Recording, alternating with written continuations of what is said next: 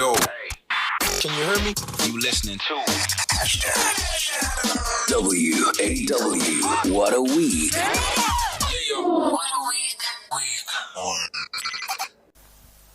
Welcome to this extraordinary edition of WOW What a Week. We're coming to you live from the Dance Music Summit, put together by DJ Christos in partnership with the German Embassy.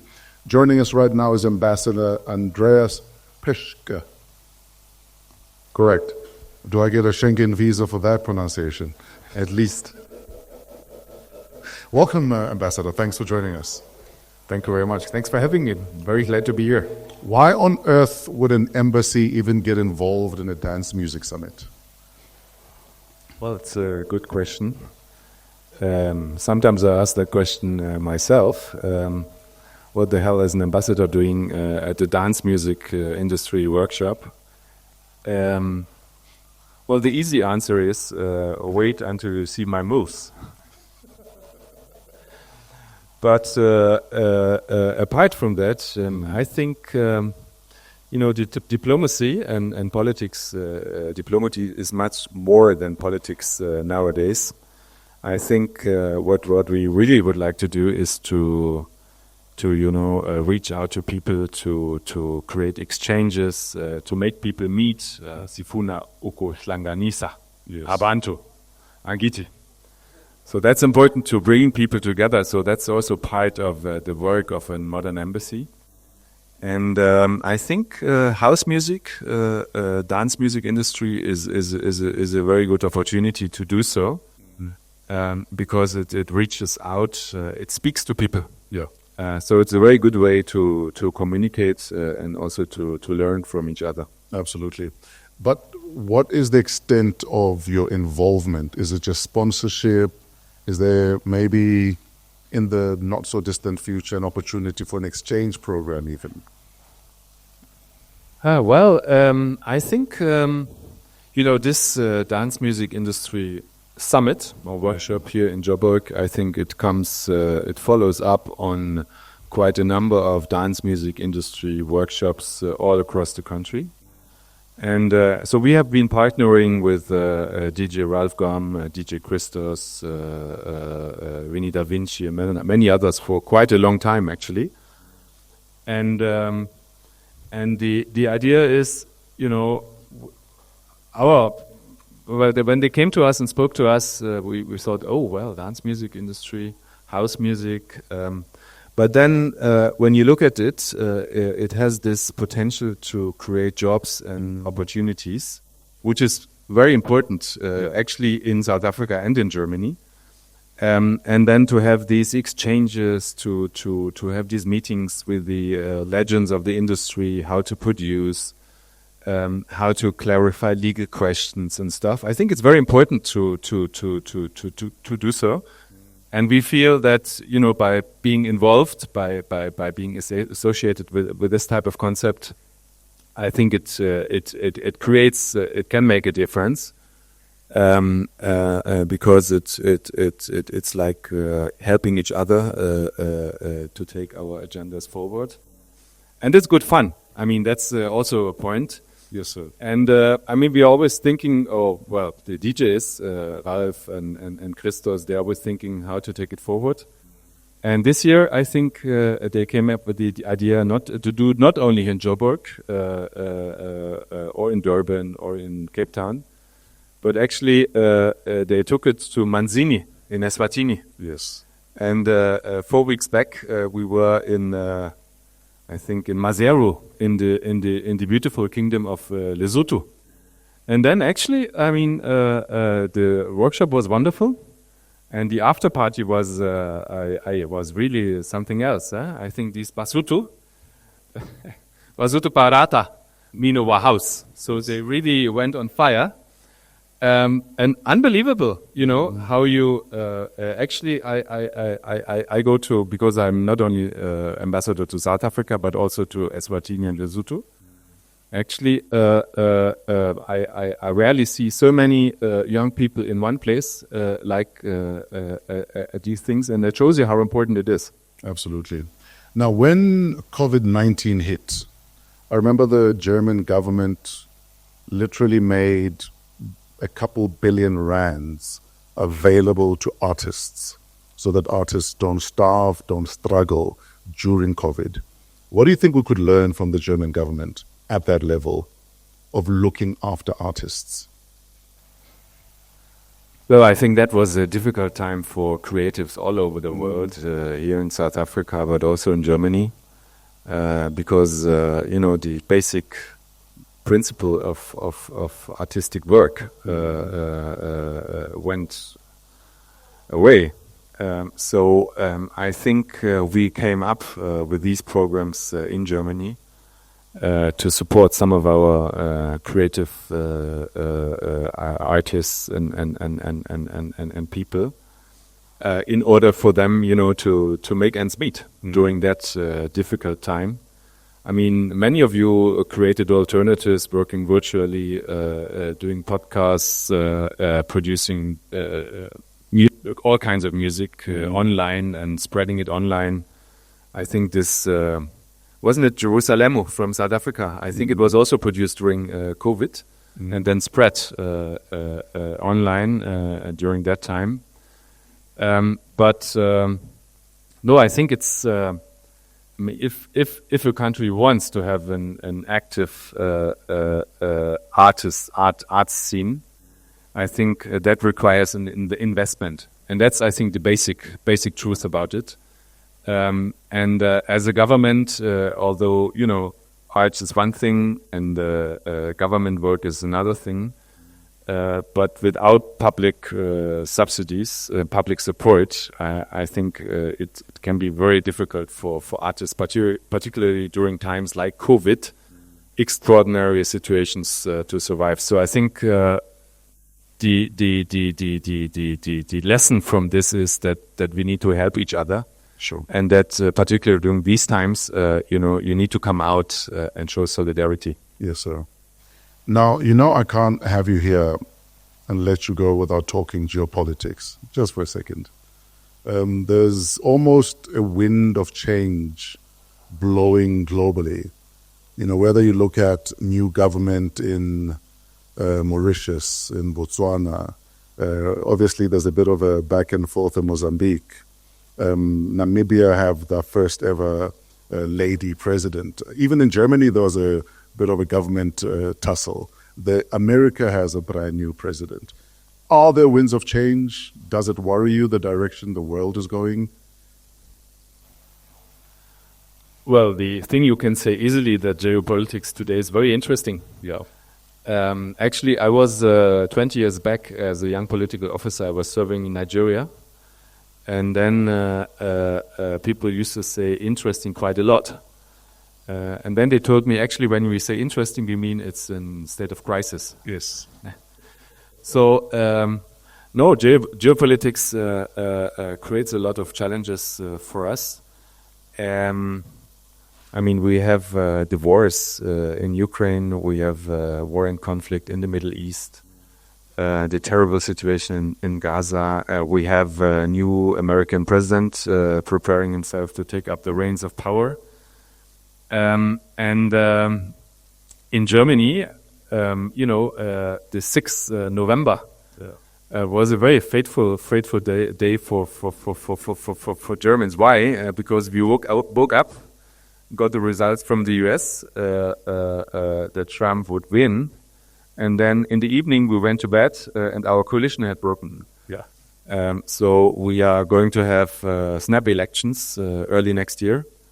So, and we also need to, form a new government. That doesn't make it easier, actually, before May. I mean, you had this huge election in South Africa in May. Yeah. And for the first time since 1994, I think the ANC dipped below 50%. And then, because many people kind of saw it coming, a lot of people were asking around, including asking us in Germany, hey, you have had coalitions for decades. Yeah. Please maybe share your experiences. Teach us. How did you do it? Yeah. Maybe not teach us. I think it's Ako Kwenzeki, Oko Fundesa. I think everybody needs to make their own experiences, but I think we can exchange notes. So we shared everything about ourselves, but now I have a feeling that after the GNU, maybe you could teach us back how to build a new coalition and fast. Absolutely. Because we're going to need it. So I think all of us, we need to brace ourselves for complicated times ahead. We have to see how the cooperation with our most important transatlantic partner, the US, is going on. I think for South Africa, the question of the extension of AGOA is going to be very important. But I think we need to find a way forward. And actually, we have these wonderful dance music industry workshops. But South Africa has also taken over the G20. Yeah. So since 1st of December, you are the G20 presidency. So the entire world will come to South Africa. Umhlaba wonke, uzoza eNingizimu Afrika. So it's a big thing, and I think this will be a platform. Actually to negotiate many of these important issues on an international level as well. Absolutely. Before we let you go, what's next in terms of the embassy's involvement in dance music in the country and at large? Well, I think this season's series of workshop is coming to an end with the summit here and the after party. Don't forget the after party, on Saturday. Yeah. I think it's going to be here in Mea Culpa. Yeah. So, and I think it's going to be nice. And then I think we're going to sit down together again with our partners, with Ralf and with Christos, and then we see what we can do next year, how we can take it to the next level, what can be the continuation. I think our experience is really positive, and we would really like to build upon it. Absolutely. Ambassador, thank you very much. Appreciate your time, your effort, and your giving a damn of our dance music.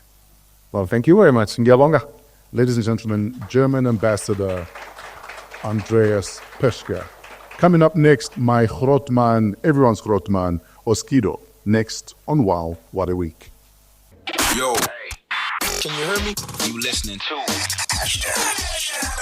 WAW, What a Week. Welcome back to WOW What a Week. We're coming to you live from the Dance Music Summit in partnership with the German Embassy. So Christos and Ralf Gum said, we want you to be a part of the summit. We want you to come and talk about podcasting and why you chose to go that route. So I figured we'll go one better and record the podcast with our studio audience and with my hero since I was 18, Oskido. Please make some noise for Oskido. Thank you.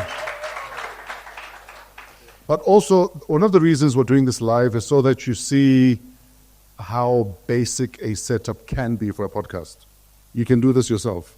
If you have an opinion, you want to share your opinions, and you are patient enough to get to 100 episodes, because the secret is to stay the course. A lot of us give up because either the numbers are not numbering or you're not reaching the people you want to reach. But the consistency of your podcast, of your releasing music, of your practicing your DJing or your producing is what's going to set you apart from everyone else. So if you have a mic, you have a camera, and you have 100 episodes in your heart, you could start your own podcast. Don't be afraid to do it. Grotman, welcome. Sure. Oh, great. Hello. It's good to see you guys, eh? Yeah. Oskido's big day out. Yes. That was an event you did end of November. Yes. All of a sudden, you have a property. What took you so long? Well, I think, we learn every day. We've been doing eventing, all my life. I've been doing eventing. I love doing events. It's part of my DNA. But later, this year, my priorities was when beginning of 2024, I had a resolution to say, you know what, I've seen that eventing, it's a bigger space now, especially after COVID. I've seen that people really want to go out, they don't want to hold back. So therefore, I decided to say, you know what, I really need to work on this concept, Oskido's Big Day Out. And also for me, it was 2014, 30 years after, you know, being one of the pioneers of Kwaito. And I wanted to celebrate, you know, that with all the people who started this movement, you know, of dance music, Kwaito House, and where we are today. It's unfortunate you're not there. You're committed. A lot of people, where is Fresh? Where is Fresh? So actual people were thinking that there is beef between me and you. What happened? I like how people are always quick to think there's beef. Yeah. No. That's what I like. I mean, that's what the mind does. You know, the mind can cloud you and give you a narrative about something which doesn't exist. Absolutely. No, clear it out, my man. Guys, I was on O-Ship. We've been doing O-Ship for 14 years with Euphonic. So next year is 15 years of O-Ship. Shout out to every single one of you that have actually supported the business. And guys, to go back to what I was saying about staying the course, the first 4 O-Ships, we lost money. Yes. We lost money. We took a bath. Guys, I don't know if you've lost money the way we lost money, all those 4 cruises. But we stayed the course because we understood that a sustainable business, more often than not, needs blood, sweat, tears, and hanging in there. And that one day something will happen. It's only O-Ship 5 that we started seeing a bit of a profit. So with anything you do, you have to stay the course. And often we give up just when it's about to hit the sweet spot. Yes. Did you make money at the Big Day Out? It's called... right, we're talking about is what is called a compound effect. Yes. Where, you know, it can be a saving. You know, some people, you know, you save money, but you see your growth after a certain period. At times, you know, people you have to dig, you know, look for the water, you know, a well. But, you know, you keep digging. You have to keep going. And then you find that year 1 is not coming. Year 2 is not coming. Then after that, boom. And you can give up when that spring water is about to come. And then, boom, you have to keep going. I've been doing eventing for a long time, and I think I've made a lot of mistakes. So with this one, it was also for me to establish the brand, what I want to do. So I didn't want, it wasn't a matter of making money. For me, what I wanted was to, you know, create a great experience. You see Kwaito and house music being projected in bigger screens. The way I've been seeing things, because, you know, what I realize is that all these events where we go to, you know, the sound is not proper, the production is not fine, so it impacts on what we're doing. Even people to come in and experience, you find the toilets are not clean, there's a problem with the security and all that. So therefore, I wanted to get rid of all those mistakes I've learned, you know, during those years. And it was a good one. I broke even. I haven't made money yet. Working on an event of this scope, what was the big learning for you personally and as a businessman? Yeah, I realized that, for example, most of the events which I used to do, I wanted to do everything. You know, I wanted to be at the door, running security. I wanted to be running the stage. You know, you find me that on the day of the event, when it's coming, you find I'm shouting, hey, I'm a security.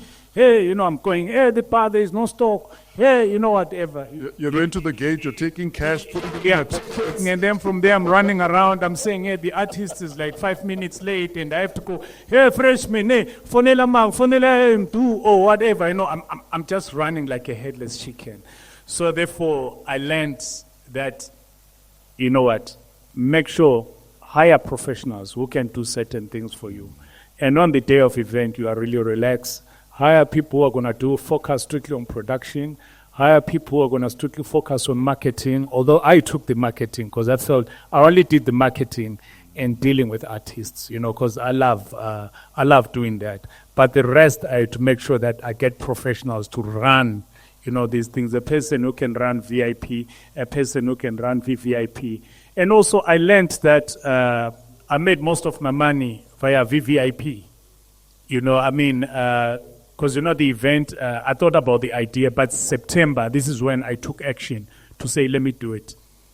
Within a venue sponsor, and remember that it was like now 3 months before we did the event. So therefore, when you start approaching the sponsors, they'll tell you are late, because people have already committed their budget.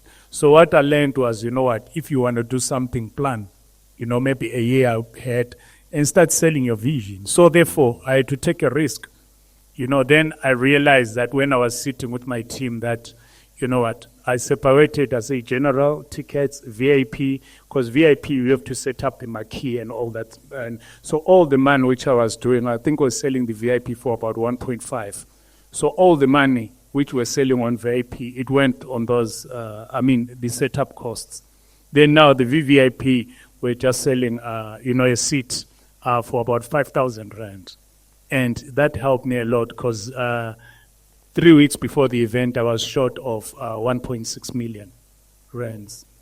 But by going, selling those tickets at 5,000, I ended up approaching all my guys who were calling me for free tickets. I say, guys, help me. I don't have my free tickets. Help me. Then I realized the power of taking action and approaching people that they came in. They were buying 20 seats, whatever. By the time a week after the event I sold out, I managed to raise that. So that's the power. What I realized that it's very, very important for you to be out there. And I realized that the money is on my VVIP. And when you do that, give them a proper experience. Don't take corners with and this is what happened. And as you've seen with the reviews, people really enjoyed it. And yeah, I'm ready for the second one. Let's talk about, you're talking about how guys showed up for you by buying the tickets, the VVIP experience. Let's talk about the power of your network, because a lot of us in this industry fail to network. Yes, we fail to make an effort to not only get to know people, get to know what makes them tick. For instance, I know about, 10 executives that have come to my parties. I know exactly what they like, what they don't like. If one of them likes golf and I can get them a golf experience, I will do that, just as part of my networking. Find out what people in your network like, what makes them tick. If you know that someone's mother is sick, ask them, so Oledi Juan. Show people that you listen and you care, because it's within that network that you can now pick up the phone and say, Asian Freight, I need you to come through for me. And people will do that. A lot of captains of industry right now will tell you that they were in the SRC 25 years ago and they needed to hire Kalawa artists and Oskido came through for them. Now they're captains of industry and they can come through for Oskido. Because 25 years ago, he was building that network, not even knowing that 25 years' time is going to actually be a network that can actually help him in his own way. Can you talk a bit about that? Yes, I think that's a very, very important thing, Fresh, which we spoke about. Your networks are your assets. They're going to build who you are as a person. And a lot of people, have to understand that it's very, very important for you to respect people, even at a younger age, and start building your network. Once you are born on this earth, you start building your networks. A lot of people who came up, who are approached, were the people who I knew, who are like sitting on their boards or sitting running big business, or the guy will come in and say, no, for example, or come in, I didn't know much about Theo from Patu, but he was introduced by a friend of mine, Teboho, who came in. I say, Theo, buy 5 tickets. He says, no, fine, I'm going to buy 10. Do you understand? Teboho, the guy who I spoke to, because he's been following my work, he loves what I've been doing. He called me by himself saying, you know what, we love your initiative. I'm buying 10 seats. Then from there, another guy who I met was a friend of mine. I met him long back, but he's been following what I've been doing in the industry. He called me, says, you know what, I want to support this festival. And what I would do is that, how many tickets are left? And that time I was left with about 55 seats to say I'm buying all of them. And it's a person who's been following to say, what you've done in the industry, you deserve something. Even now, I'm running a Japanese restaurant. People who support me are the people who Fresh is talking about. You find that person was a SRC president about 20 years ago. But I went to play in that gig. And I wasn't late. I picked up on time. and I delivered. And he remembers me. When he comes to my shop, he comes with these kids. And these kids, because they've seen me on TikTok, they want to say, hey, you want to take pictures with you, Oskido? And the daddy says, no, he out here, I know him from this thing. And they all come in to support my establishment with their families, with their mothers. So your networking, it's your currency. It's very, very important. And also what brings that network is the respect which you have. And what my dad taught me, he says that humility and respect are your biggest currency. Without that, you don't have anything. Speaking of parents and their children fighting over you or Sis Judy from TikTok, a lot of people look at Sis Judy and then they think Grootman is refusing to grow up. Now he thinks Kicheri wearing these funny wigs. A lot of people don't understand how calculated and intentional Sis Judy was. Yes. Please share that insight. Yeah, it happened during COVID when my kids, this is when I started actually cherishing more of the family value. Because what happened is that I think God had to reset the world for us to realize. COVID, it took my father, a lot of people lost a lot of family members. But, I think it impacted, a lot of positivity when you look at it in terms of who we are as people. Because God had to say reset, restart. And for me, this is the first time I had to stay with my kids. Remember the first day was like, hey, you're not allowed to go out, you're not even allowed to joke or whatever, to understand. And I was locked in my house with my kids. And this is the first time I experienced that, because most of the time I'm busy, gigs, doing that. My mind is always like, but that moment I had to stop. And from there, that's when my kids came in, after 3-4 weeks, because, TikTok, social media kept us alive. Then from there, my kids said, no, jump on this challenge. I didn't want. I said, no, TikTok is for kids. I didn't want to be part of it. And then from there, I did 1 and then did 2 skits. And from there, I started enjoying it. And then I remember there was this skit where they said, no, just put on a wig. And then I put on a wig, I was dancing. And then, boom, that thing went viral. I'm sure it had about, 3 million views. It's like, wow. And then from there, I saw that, wow, it's something else. But now I didn't know what to do. Hey, people was voting gay and all that. And there was somewhere coming in my timeline, hey, Wenzani, what are you doing? You're being gay. Hey, this is for kids. People will be insulting you, But later I realized that, and, some women were praising me, whatever, because I realized that my brand, when I looked at the analytics, it's like followed by 90% men and 10% women. When I looked at the statistics, and because it was me, Oskido, I've always been a quiet guy, and I've always been, when I grew up, I used to sing some of these hardcore songs, and a lot of women they thought I was rude, And from there, I looked at this as an opportunity for me to move, because the positivity which I was getting from women on my timeline was something else. The guys were like bashing me, hey, what? Then from there, we started saying, okay, we're going to go with this character of Sis Judy. This is what's going on. And after that, we started doing it. And, it became a voice for women. If you can see, women like it a lot. And later, after a year, I saw my stats changing. And right now, in this day, when you look at my statistics, I've got 60% women followers, 40% men. So it has changed my brand in terms of that.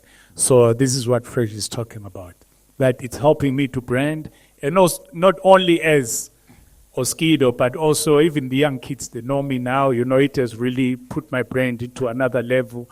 And I'm doing a lot of corporates approaching me to do their advertising. I don't rely on gigs anymore, you know what I'm saying? And even when you saw my advertising on when I was doing my festival, I was doing different. I wasn't going, hey, come to my gig, whatever. I was doing all these hilarious things, creative, and it puts me on a happy space. So every time when I create, when I'm worried about anything, once I start creating those TikToks, it gives me peace because I enjoy doing it. No, that's so dope. And unfortunately for most male DJs, our fans are guys. Your fan base is a bunch of guys. Sure. And maybe their partner if you're lucky. But she's standing at the back. Is the guy is right in front here. I remember when Louis Vega came here first time, was it 99? Yes. And it was a YFM party at Nasrec. Yes. YFM Yeah. No, the YFM third birthday box. Oh, yes. And the first probably 500 people right in front watching Louis Vega were guys. And they're just staring at Louis. Louis turns to Greg, he's like, they're just looking at me. Do I need to play something else? Greg is like, those are the girls that love you the most. Just carry on. Do what you're doing, you know? Skido, let's talk about the term Grotman. Yeah. Because we throw it around loosely, Grotman. What does it mean to you at a personal level? And how would you say you embody the term Grotman? Yeah, Grootman, for me, I think it's a term which, when my definition will be, leadership, mentorship. I mean, you see it's something very, very significant when you came here to say, guys, can you see how easy it is to set up a podcast? That's a Grootman telling you, because a lot of people always think things are complicated. That's what he said, that, check, I've got 2 mics, there's only one guy operating, and there he is. And a Grootman is saying that you keep showing up, you keep doing. So we're talking about consistency. Okay, so it has nothing to do with age. Yeah, it's got nothing to do. No, it's got nothing. No. Because you're 50 doesn't mean no Grootman. No. You can be 50 and dumb. Yeah. But you give advice, you give mentorship. And for me, every person must have their own Grootman. I mean, I'm a Grootman. When things are tough, I go to them. And when you go to your Grootman, I go to my Grootman and I open up what I'm going through. And then I'm a Grootman, they will give me advice. And when they give me advice, doesn't mean if they're going to meet up with Fresh, they're going to say, hey, your friend is like this, is going through that. A Grootman holds his things. When he comes in, you go to a Grootman and you tell him, you open up, and you know that you are in a safe space. And the Grootman is going to advise and say, let's handle things this way. Or even when a Grootman hears anything about you. Because our music industry, there's so much gossip which is going on. There's so many people want to pull you down. Or when you hear something, a Grootman will pick up that call. I'm a Grootman and they will pick up that call. Hey, Oskido, I'm around. Say, yeah. Please, can you have tea? Or let's meet. Then I'll go because I know a Grootman. Then Grootman will say, hey, you know what? I've heard this about this. What's going on? Then maybe you didn't want the Grootman to know, but you know deep down. But you open up. And then the Grootman will say, okay, strategically, let's think of this way. He is teaching you. A Grootman is a person who you go to. And the Grootman must be able to mentor, must be able to uplift you. You know what I mean? The Grootman, remember, now they found their way, and then they must be able to uplift and mentor any person. That's how, for me, I would define a Grootman. Everyone must have their Grootman. And when things are tough, because life is not easy. You can see us sitting like this, see me as Oskido, but there are things which affect me. Where, I can't hang up by myself, but I have to go and open up to someone. You find that I can't even open up to my dad, I can't even open up to my family, but there's that person who I know. And when I share that information with that person, they will keep it. They'll not go around gossiping or saying this and that. They will lead a way for me. In fact, what were they? How do you deal with setbacks? Whether it's professional, personal, business? Yeah, for me, I think setbacks are part of life, and I've realized that this is how the universe is shaped. Even when you see in the Bible, setbacks are there. If you check the story of Joseph, when his brothers betrayed him and all that, but later, he was, God was like, what will I say? It's a divine debtor, where things, you think they are going wrong, but God is taking you to a bigger space. I mean, a lot of things have happened to me. For example, when we started Kalawa with Christos, went in and with this demo, I mean, where it's about time to listen to Boom Shaka and Makorekore is the biggest tracks. But we went to the majors. But they said, no, this is not going to work. That was a huge setback. And we felt that, this thing was rocking. But, by doing that, if we had anger, if we didn't look at it, if we looked at it, badly and say, oh, now my dreams are shattered. But we said, okay, it's fine. Then we went in the streets and we said, let's start it. Let's start doing all these gigs, I've been with him for quite a long time, Christos, and we started moving around, selling tapes, on our gigs, living here for 5, and then later, boom, this thing exploded. And later, those people who had cursed us down called us back to say, hey, can we sign a deal? But we knew now how a record industry came. When they said, no, we can market for you, we said, no, you are coming to us because our marketing is is working. When they came to say, because record labels those days, they used to charge 10% of what is called packaging. Packaging meaning you take, your cassette is well packaged. It's got a bar, it's got a barcode. You've put a artwork, you've got the track listing and all that. And to now we knew, we learned all that stuff for record shops. Say, no, go and put a barcode. Make sure the track listing is right. Then when they say, no, okay, we'll package your thing, but our cassette was already selling on the shops. So therefore it had opened our eyes. So at the end, most of these setbacks, it's God talking to you. And I've had so many setbacks in my career, just even as a DJ, where I wanted to do things. But for example, I remember I wanted to play dance music so much. I used to carry finals. Those days, no one was playing house anyway in any radio stations. I remember going to Metro, going there. There was my late brother, Ian Sukola, used to play, he was on radio, and I'll go in and ask for Metro. Because all I wanted was to play dance music, because I was already selling it in the streets with cassettes, because I would up the vinyls, put them in TDKs and start selling them. But now I wanted people to hear them. And I went on Metro, they were saying no. And I remember the other day, Ian got sick, and I was waiting for him at SAPC. I sneaked in SAPC because he was doing the 12 o'clock midnight slot. And I went into radio, and I started playing, dance music, And after that, Ian, in the morning, because the managers were sleeping, and then later they got a call, and they wanted to fire him, And then I was banned from SAPC. The next thing, I remember taking a taxi to Mavato, Radio Bob, to say, hey, I used to buy vinyls from Christos those days. Then I'll go in, no, man, I want to play this music. I didn't know much about radio. They said, I was even doing demos. They said, no, we'll talk to you. They never came back. I remember going to Radio Toyando in Venda. Said, the only chance I can do it was in Venda. I was burning, and I went there. They turned me down. Then later, I just said, okay, this is it. All I wanted was to be on radio, not because I'm a radio DJ by nature, but because I wanted dance music, But I didn't give up. When I saw an advert of YFM to say they are looking for, it's a new radio station, I went. I said, I'm going there.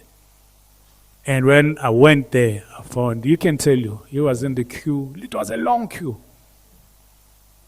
Fresh was there, because I had already knew Fresh. And Greg was there, Fat Joe was there. All the big guys were there. But me, they looked at me and said, oh, this quite artist to Funanla.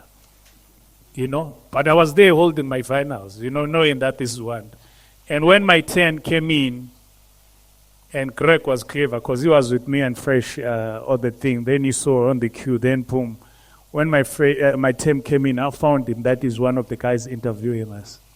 And I remember going to YFM to say, guys, all I need is 2 turntables, SL 1200s. You know what I mean? No radio stations at SL 1200s. To understand. And this is what I want to do. Say, present your case. I told them what I want to do. And also those days I felt that hip-hop was one of the biggest things. Then I also want to have a show. I want to call it Rap Activity Jam.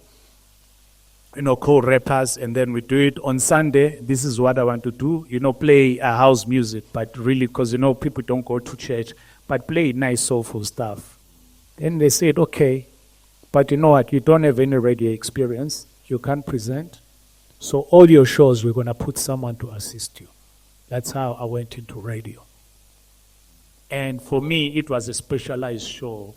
Fast forward, the show became mostly of the DNA of what was happening on radio and all that stuff. And now when my contract ended last year with Metro, they said, do you want to renew it?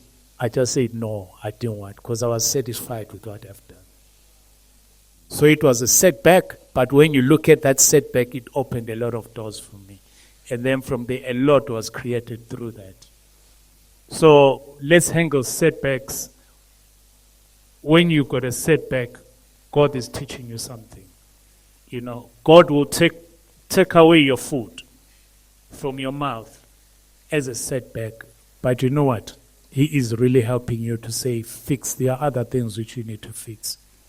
It wasn't good when I had Fresh, has left 947. It was hectic. He couldn't handle it. And we couldn't handle it. Because the devil comes in and starts attacking. And the enemy will come in and attack.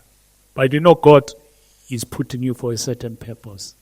Check today, here he is. There's a bigger vision happening. God has got a bigger thing for him coming up. That's how setbacks are in life. Take them as positivity. Don't fight them. The funny thing, you talk about your story of wanting to go, you just wanted to play music. The weird thing, I met Oskido December 1992. I was doing first year law, and he was this soon to be the biggest thing we've ever known. We were not aware at the time, but he already had a profile, he already had a name, and I introduced myself to Oskido. And I always tell the story that my story with Oskido is literally a story of you don't know when your chance is going to come, so always be prepared. When I met Oskido the first time, I'd been learning how to mix on vinyl for 2 months. So I came to Oskido, he's DJing at a bash. I introduced myself. This is in Botswana. And Oskido just said, hi, it's nice to meet you. I know we're playing at a gig together, but please play the next vinyl. I need to go take a wee. And then he left. There's a crowd, there's a vinyl spinning, and then there's a turntable empty, and people are looking at me. I'm only learning how to mix 2 months. I remember it was TD, if I picture this. I played that record, I mixed it well, the crowd lose their minds at the break, and then I'm looking, Oskido's still not back. So now I must find another record. And the next record was Casey featuring Emil, Heaven. I still remember, because I never forget my milestones. And I played that one next, and that's how our friendship started with Oskido. He's one of the reasons I dropped out of law school. No, I'm telling you the honest truth. 92 is when I met Oskido. 93 is when I met Christos. 94 is when I met Vinny. And I decided, because of these three men who are turning DJing into a career, that it is possible. The new president of Botswana was my family law supervisor when I was in first year. He'll tell you that I have potential and a half. So he was disappointed when I dropped out of law school because of these guys. Yeah. And I remember at his inauguration party, we were having a chat, and I was telling him that, listen, I'm sorry I dropped out, but I'm not sorry I dropped out, because I followed my dream, I followed my passion. So the times Oskido is trying to get onto radio, I'm doing the same. So between 92 and 97, I was sending demos to Radio Bop, Metro, Sky. Where else did I send? Hey, you're all over. I was sending demos everywhere. There's now staying in Hillbrow, actually. I was sending it to Josie FM, Voice of Soweto. Not one of them responded.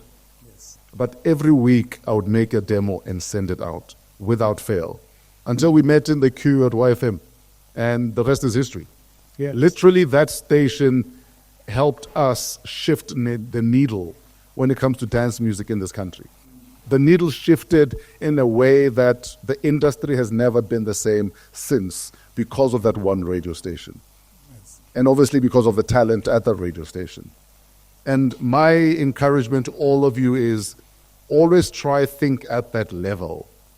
Yes, I'm doing good, but how can I do great and how can I shift the needle? That one day people look back and say, you know, had you not released this one song, things wouldn't have changed. Had you not started doing this TV show, things wouldn't have changed. That's what your goal should be for yourself. That you want to operate at that level, fail in which, dream at that level. At the very least, dream at that level. This thing of just, no, guys, screw that. You in a life. Sure. Everything else you must work damn hard. Because there's no way you're going to be an Oskido if you don't work damn hard. Yes, there's luck along the way.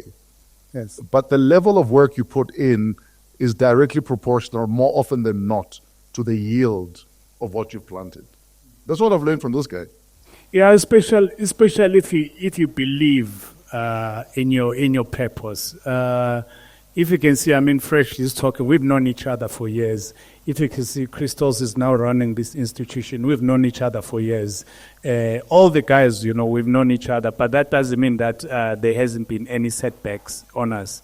I mean, when Christos came, now he was telling me, hey, I'm now running this facility, you know. And I said, wow, Chris, he says, you know what, I'm doing a lot of functions. Even after this, I've got 3 functions, you know, from September. You know, I'm doing a lot of corporate stuff.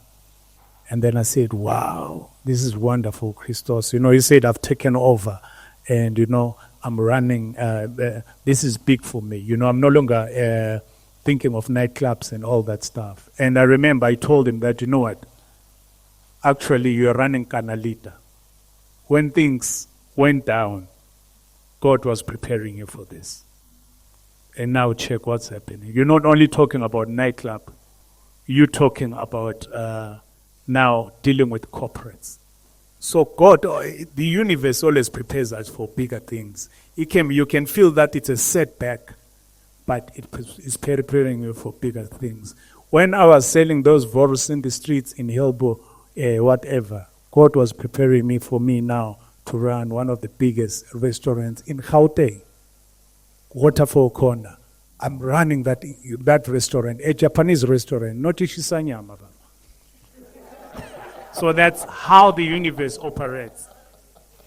So don't ever give up. When there is a setback, keep pushing. Check Fresh. Now, at the moment, I mean, who was going? All the radio stations turned him down. I mean, it's funny, when SABC, they didn't allow me. When I met the manager, his name is Kos Khateb, I remember him. He turned me down a lot. I gave Kosma a demo. He never responded. Joe. I met him after the years. You know, when all these things was happening in Kalawa, and he said, you know what? I really, you know, I'm happy for you. You know, I'm really happy for you. Check where you are. And, you know, I hated him so much. When I see him, but later, I was so relieved when he told me that. I said, him to say no, he was preparing for a better me. And this is who I am. That no can open up doors for you. Could we have a mic for questions, if you guys have any questions? While we prepare a mic, we have a question from DJ Cleo. Cleo says, you may not remember this moment, but it stuck with me as my career was about to skyrocket. It's 2002, YFM Studios in Rosebank. I played you one of my songs that I wanted to submit to DJ Fresh for a compilation, and I said, so-and-so likes it, Mara so-and-so doesn't like it. And you unapologetically said, if you were to invite the public to studio while you were working, you would never finish any song because different people have different preferences. So if you believe in the song and feel that it's hot, release it and ignore the noise. It stuck with me forever. I hope today one of these delegates at the Dance Music Summit will receive a similar gem from you. That's from Cleo.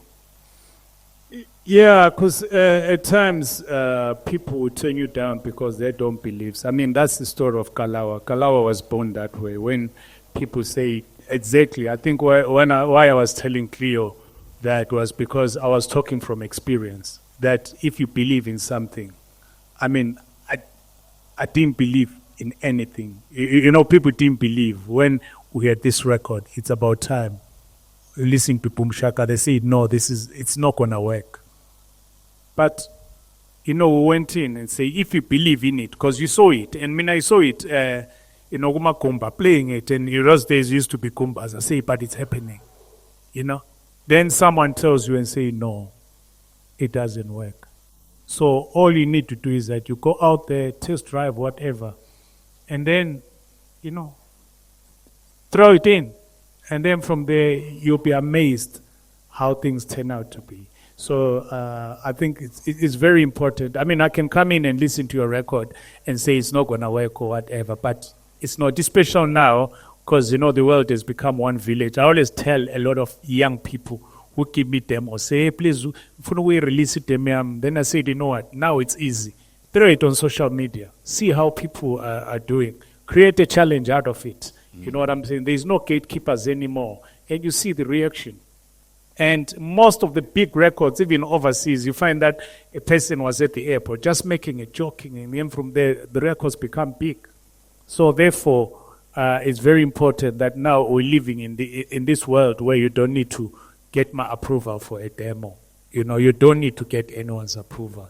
If you believe on it, make sure that you throw it. And there's no gatekeepers. Even YouTube, even if you have 2-3 likes, cook Randy, those are your people. Because normally we want to have 1,000 likes and think, you know, that's it. Build it. It's got 3-4 likes. Leave it there in your catalog. Release more songs. One day you're going to have one of the biggest records. One of the biggest records. And you know what's going to happen? People are going to go back to your old catalog. And that song will carry you for life. So it's very important. In fact, just to add to what Oskido was saying, because we had this discussion at the Black Coffee Foundation event where a lot of us give up based on, I've only had 2 likes, I've only had 3 likes, and how consistency is what's going to feed you one day. And the way the world of music is going right now is becoming more community-based. You can start your own community that you sell directly to. Some artists are even doing it on WhatsApp already, where you have your own community, you cater strictly to that community, you sell to them, every single cent comes straight to you. And that's what you need to do. Don't be afraid to build a community. When you look at Shimza's event like Kunye is actually a community. Shimza has built a community that the minute he releases a date, they are there. Say LSG with Bread for Soul. He's built a community. The minute the dates are released, they are there. You have your regulars. Earlier on, I spoke about O Ship. We opened sale for cabins for December next year. We're 50% sold out because we have a community that we serve. So you need to find a way of replicating that within your own space, even if you're starting with just 2 people. And often I say, if your neighbor doesn't know you're a DJ or a producer, how do you expect everyone else to? So start in your neighborhood, start on your street. Be a hero at home. Yes. So that when you go out there, the day there's a homecoming, you know you've sold a stadium already. But don't be impatient because now you want to blow and blow now. Yeah. You need to build. No matter how small it is, build your community. No, that's true. I mean, we're always in a rush to get the results, but it's consistency. It's all about consistency. It's fine. I was talking to Zintle yesterday. A friend of mine sent me there's a tweet which which I put up. This was in 2000. It was in 2020 actually. So where is that tweet? I forgot anyway. So the tweet was saying that it was talking about a man who boasts, is a man who never does. the man who's got the right to post is a man who never does, right? And I posted this tweet in 2020, April on the 4th. And yesterday, a friend of mine came in, because it was my birthday last week, and then he actually framed this thing, and he gave it to me as a present to say, you know what, this changed my life. This thing for me, now I'm changing lives in terms of my company. This is what's happening and all that thing. Do you understand? And then I looked at it. And on top, it had like era by Zinhle, #ZNation. Then I called Zinhle. I said, okay, Zinhle, you had the festival called ZNation this year in 2024. So which means you've been planning this thing 4 years ago. But now she created one of the biggest festivals as a ZNation. Little did I know, I thought it was an idea which just came in now. So what I'm talking about is that, guys, it takes time. Because normally we're in a rush to do things. Here I'm talking about Zinhle.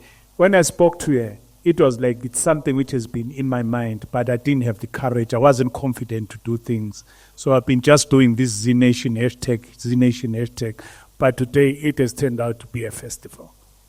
So therefore, it's very important for you guys to understand that at times things take time. Now we always want to have that return now.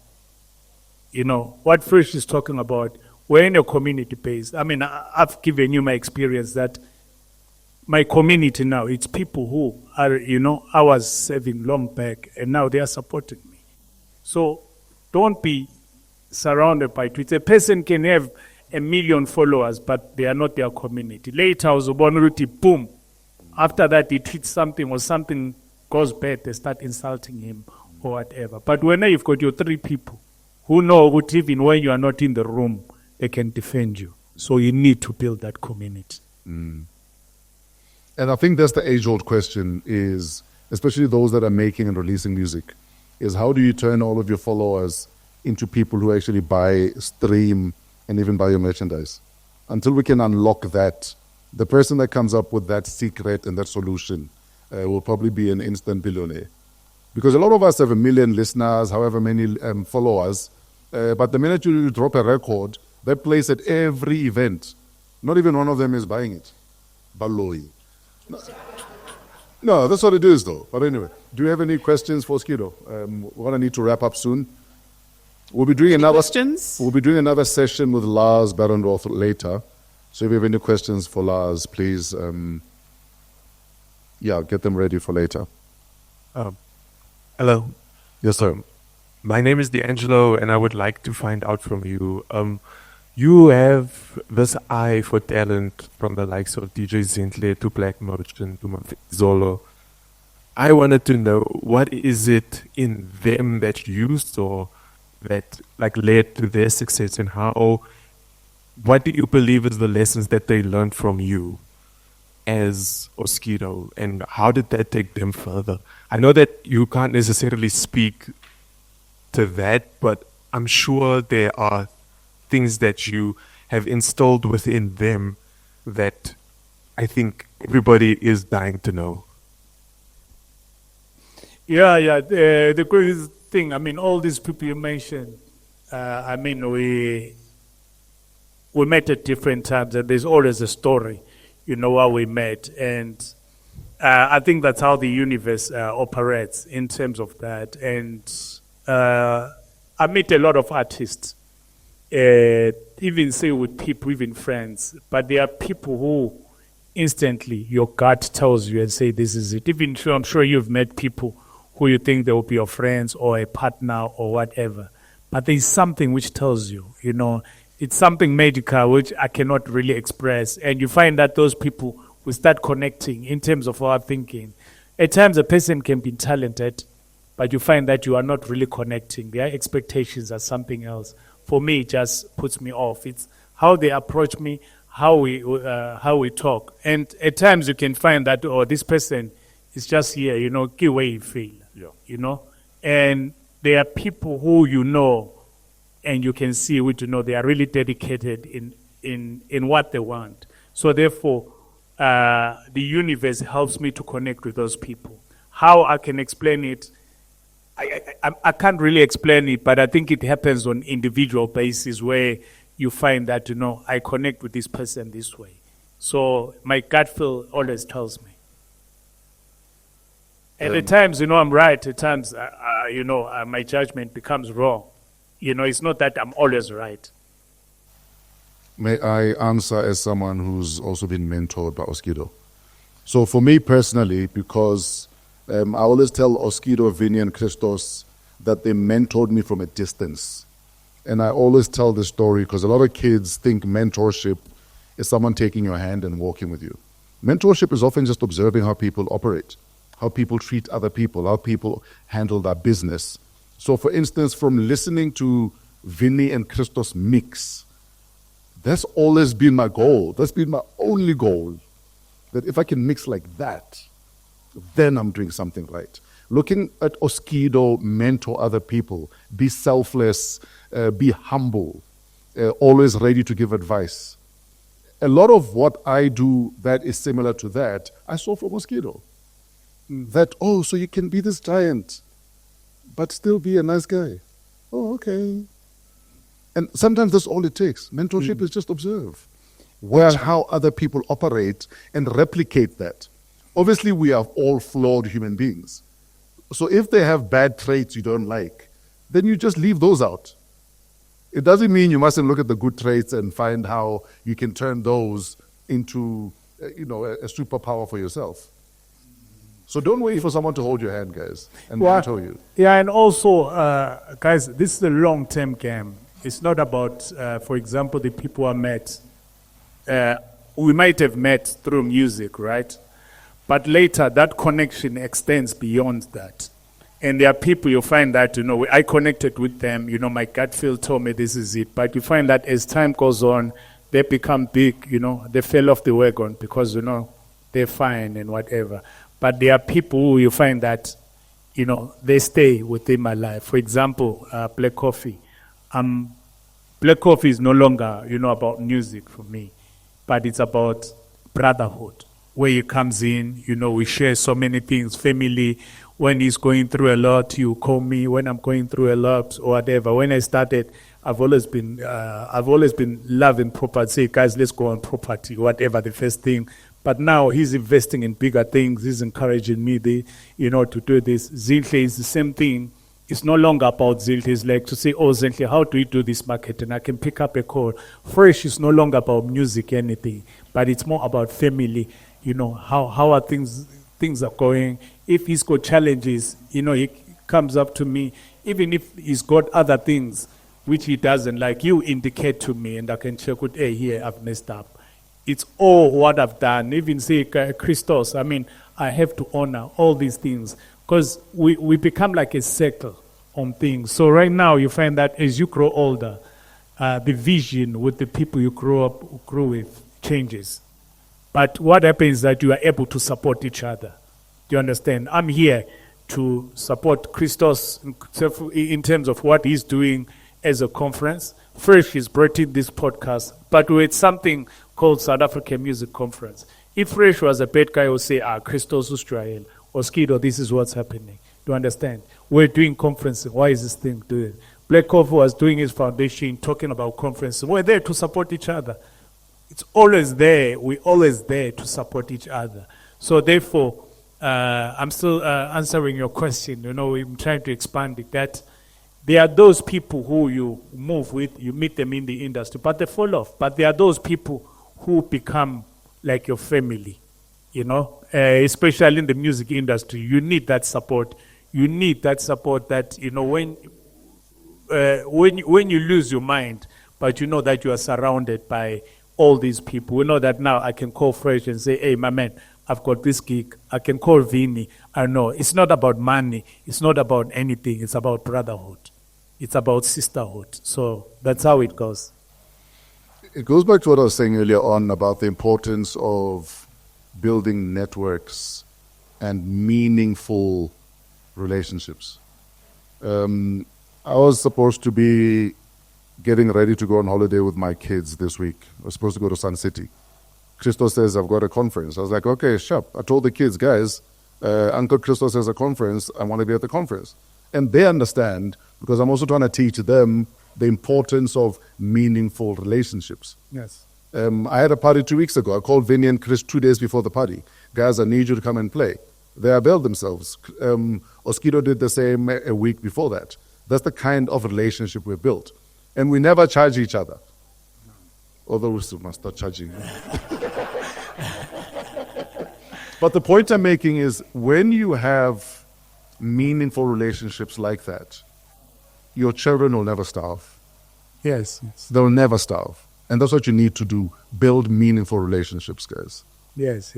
It's very, very important. It's to respect each other. And that's how it goes. When you see Ikrutman Yakovini, Ikrutman Yam is older by 2 months, but Ikrutman, when I know Ure, my man, when I come in, when he's playing Yazia, or I'm time I deep, okay, I know Ure is a deep star, and I respect that, because that's who he is. And I want a character, because you have to understand what character you are dealing with. I want to Vini, if he doesn't like anything, you say, I'm a man, I'm out. Christos, when you're playing, whatever, he's going to come and touch. He's touching, the mixer, whatever. So you have to live with that. So this is, it's very, very important, guys, that you build those communities. And you know what, those people are going to carry you. Just like your friends, anyone, that respect would take you a long way. And often they'll carry you better than your own family. Anyway, any other questions for Oskido? We have a question. Okay, we'll take 2 more and then we'll call it a day. We are out of time. Yes, sir. Oscar, Yes, sir. Arway. Grand. My question is to you guys. How important is it for you to, as industry greats, I've seen you guys show one, teach one, pull up one.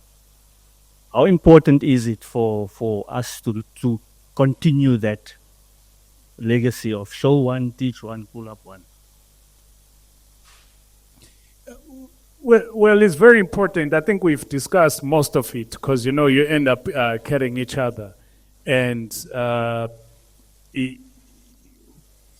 when you have this opportunity, you mustn't keep it to yourself.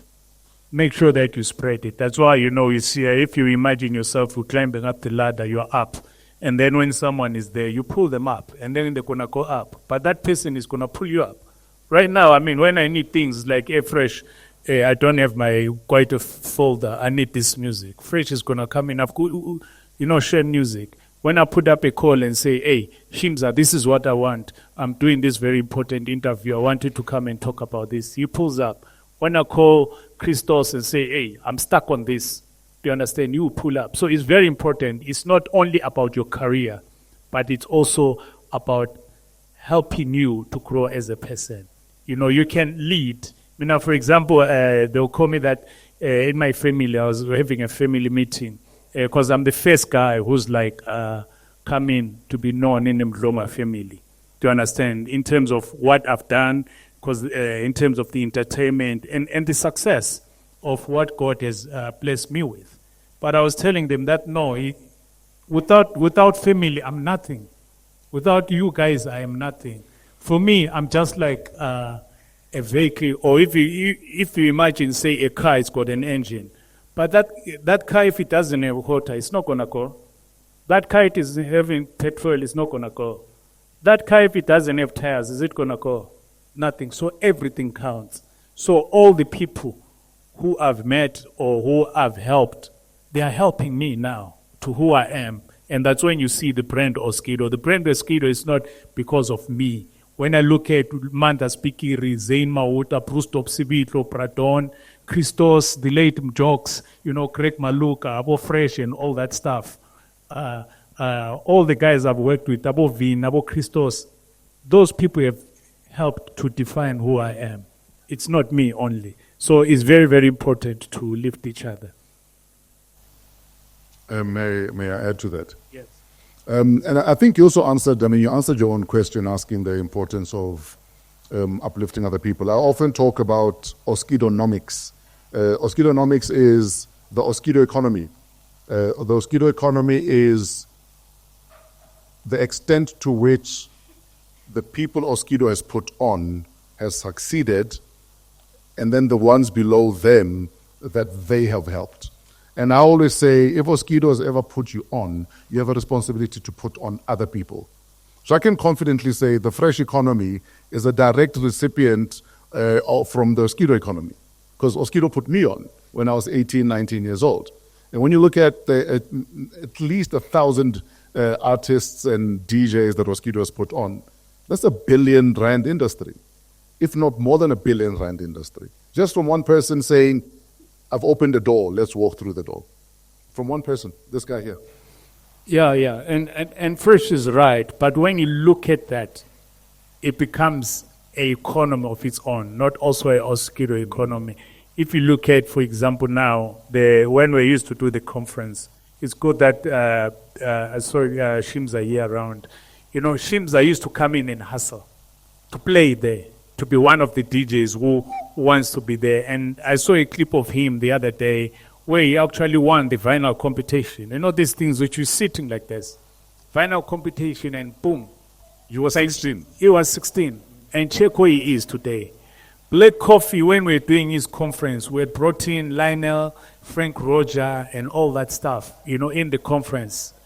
But Black Coffee started networking with those guys, you know, and later he did a deal with them and said, guys, I want to come in France, and this is how I want to do. This is what I want to do with my brand. And he started going more often in France because he was already popular here. Tola knew, okay, about 30,000, about whatever per night. But he decided that, you know what, let me go there even if they are paying me, say, 500 pounds. But he started making his network. But where did that network start? It started within here. You know, don't undermine what's happening, guys, here. This networking is very, very important. And look at his brand. And today, anything, if Fresh wants anything, he will call him. If I want anything, a Buddha, this is what's happening. You say, hey, you know, I'm here. So therefore, we are helping each other in terms of, this growth. If you can look at a kid like Maporis, I was brought in at Kalawa by him, let him jokes. He used to stay there. You know, you stay at Kalawa for, you know, bothering, you know, Bruce fighting with him. Hey, why don't you want to leave the computer? You know what I'm saying? But he was learning, you know what I'm saying? Spending time with us, you know. But check what has he done now. You know, despite, you cannot take away what he has done, what he has contributed in the movement of Mapiano. Because the problem is that our industry has got so much hatred that when we see someone going up there, we want to bring them down. But we have to give what's happening. You know, I mean, we have to give respect to where it is. And we do it in different ways. You know, he's gone in on the Mapiano tip there is. Shimza on Afrotech, when you tell him, he's brought in a lot of DJs who are not known. He's doing his work. So if you look at all that stuff, that's how our economy is all about, helping each other, bringing, and the respect. And also, guys, don't make it difficult for people to want to help you. Be helpable. You know, my old man has a saying that unfortunately some people are untusable. You want to help, but it's just difficult. You point at a door, they want you to hold their hand and take them to the door. You show them the water, they're like, no, but get me a cup. So don't make it difficult for people to want to show up for you. And I always say, always be show ready. We were discussing this the other day in a DJ group I'm in. I went to Spain to listen to Black Coffee and Kent at High Ibiza. Laulu was also on the lineup. I'm having dinner with Black Coffee. The club called him to tell him Laulu missed his flight. He can't make it to play at High. So they sent Nati 5 guys who are on the island already who could replace Laulu. Nati's like, no, Fresh is here, don't worry, we've got it covered. Because 1, our show ready. 2, I'm not difficult to help. 3, we have cultivated a relationship. So it's important for people to know they can count on you, they can turn to you, and that you're always ready to work and show up. Very important. Yeah, sure. And also, don't be scared to ask. May I ask my guys, you know, I don't care. Yeah. I go to them. I remember the other day, you must make time and show me this CDJ 3000. You know, Shimza said, no, I'm going to come, I'm going to bring it at your house. Yeah, and show you how it operates. Because he's been on it. I cannot come in with Simfika lapha 3,000 enyanga sembambanya amampathana ngiriyo wetsalang. I have to go in and ask. And it's funny, when I was playing last week, so I played my last song, Fresh was taking over. So now he puts his stick. Me, I'm waiting for my stick now for a song to finish. Fresh, man, he takes out the stick. You're going to mess up my song. No, don't worry. The 3,000 allows you to think. I learned something. Do you understand? You know, I learned something from there. Because hey, my man, hey, you're going to mess up. Fresh, no, this is the tech, man. It is happening. And the song kept on playing. And I put my sticker via Kare out. And the song played. I was wow. CDJ 3000. So don't be scared. May I ask? If I ask you, ask them. I say, Fresh, I need a folder. Hey, Shimza, give me the top 10 songs. Hey, Deep Star, Vinny, Nyazo to Monto Deep. Then I know, because when I get to a club, I analyze what's happening. If Nyazo Talavanto deep, Nyasha Peli deep, and I can rock Da Vinci. No Christos back to back. I can hit them hard. So, no, guys, be teachable. That's what I'm trying to say. Be teachable, and it will also assist you. Last question for Oskido, please. Hi, everyone. My name is Lily. I'm a DJ. Go by Lils on Decks. So my one question is I think I'm continuing from the Grootman pros and cons, sort of, because you just asked now your last point to finish. You say you must just ask. But then we know that there's asking and then there's over asking. So, for example, there was a time you guys have been in an industry for over 30 years, 25 years under your belt, and when we were growing up, you guys were still you were a bit far. You couldn't engage with you at a closer distance. But now with social media, we are able to now even slide in a DM there and there, or we are able to communicate with you on a more closer level.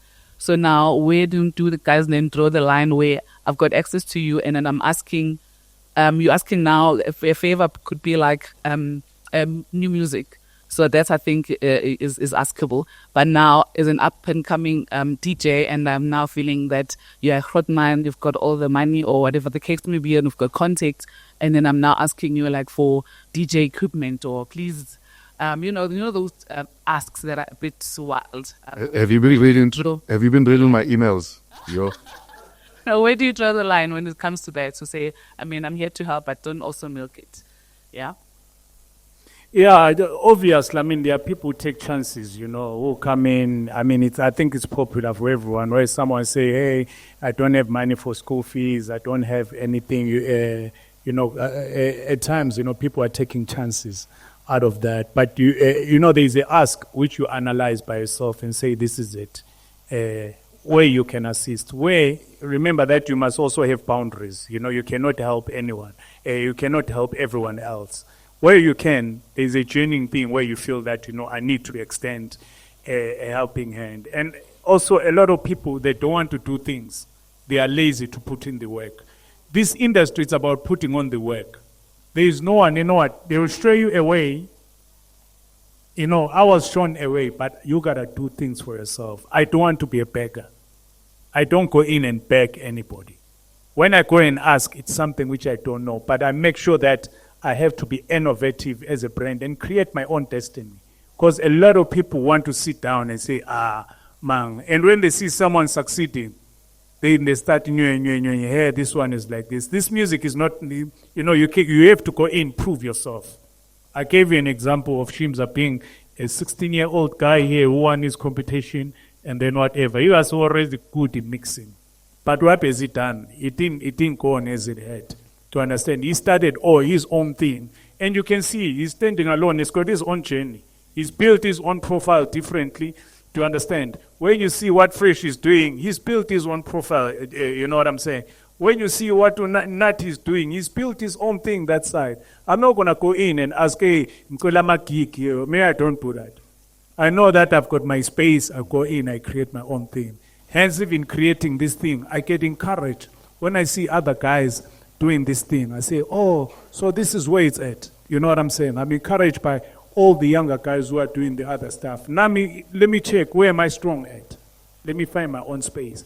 So that by the time when I go and ask somebody, there's one would know, but this person, you can really he can do his own thing. But ubuye nje, you know, you come in, we can see, kukupa this. You can see this person just want to be spoon-fed.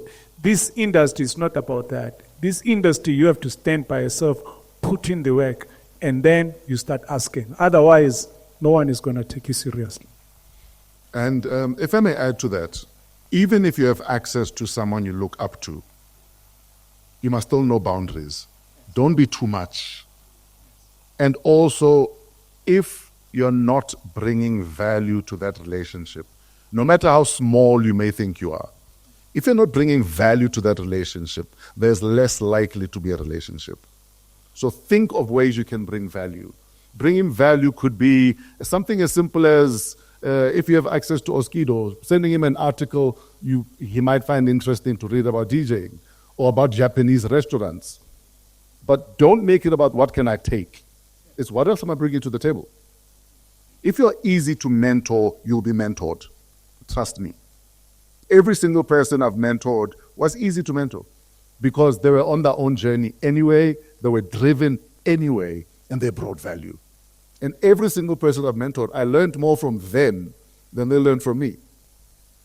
One of the reasons we're in this industry as long as we have, and as long as we still are, because we're not afraid to say to a youngster, come, let's work. Because you know you're going to learn from them also. Because they've got new ideas, they've got fresh ideas. They're fearless because they haven't failed at anything yet. That's how you bring value to someone you want to mentor you. Be of value. Don't just show up wanting to take, wanting this. This. No, guys. We all go through stuff. But you also need to earn the privilege to ask for stuff. That's why a lot of people, they will see Amakrutman Afana Novini. They are always quiet. But you know, those guys, when you go, they've got depth when it comes to knowledge. A lot of people don't know that House Africa, where the first people embraced Amapiano. Vini Da Vinci, even if he's a deep guy, whatever, deep style, and I understand you, Eporail. That you must understand that these were the people who first gave Mapiano. Abo Kabza, Emefreso, they come from Vini Da Vinci. When he started doing those compilations, when we didn't know, when piano was more instrumental and all that. But Ramakrutman, you won't go around. That's why when you say that the man who doesn't post, you know what I'm saying? But you know that that's the man who's successful. Hey, piano. Hey, what? Hey, no. We give it up to Krutman like Vini, and that no is standing behind. Give it up to him and Tim Watts. Guys, we're out of time. I take it you guys have quenched your Oskido thirst. And we can wrap it up. Oskido, any last words before we let you go? For me, is that, guys, this is life. Life, I always look at it as a game, you know. So let's embrace it, enjoy it. If you've got challenges, make sure that you learn from those challenges. You know, all those setbacks which are making you back, God is opening your way of thinking. And respect. Can you hear me? When I say respect, how you carry yourself is going to open a lot of doors for you. Without respect and humility, no matter how talented you are, no matter whatever, no one is going to care. But those two things will carry you. That's what my dad taught me, and I'm practicing that. I make mistakes. I'm allowed to make mistakes. I'm not perfect, but I always make sure that I have respect and I keep going. And that's the only thing. This is why I can connect with so many people and all that stuff. And for me, that's the currency which you must take with. Without that, you are nothing, Chief. Thank you. Let's hear it for Oskido. Your bum is in my shot.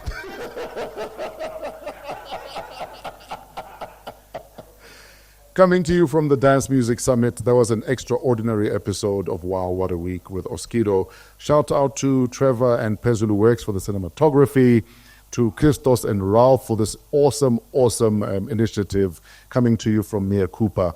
We're part of the Africa Podcast Network. You can email us at waw@africapodcastnetwork.com. Shout out to Kele Somodis again, our executive producer, and to our live studio audience. Thank you so much, guys. Appreciate it. Till next week, have a wow week in spite of yourselves. We're out of here.